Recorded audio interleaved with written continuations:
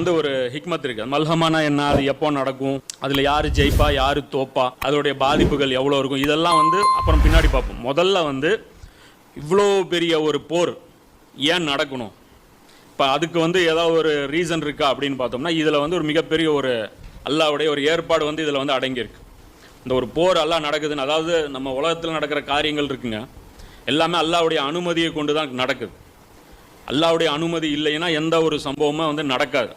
அப்போ அல்லாஹ் வந்து ஒரு விஷயத்தை வந்து நடக்க விடுறான் அப்படின்னா அதுக்கு பின்னாடி ஒரு ஹிக்மத் இருக்கும். அந்த ஹிக்மத்தை நம்ம புரிஞ்சுக்கணும். இல்லைன்னு வச்சுங்க, ஹிலர் அலைஹிஸ்ஸலாம் சம்பவம் நினச்சி பாருங்க, என்னன்னு புரியாது.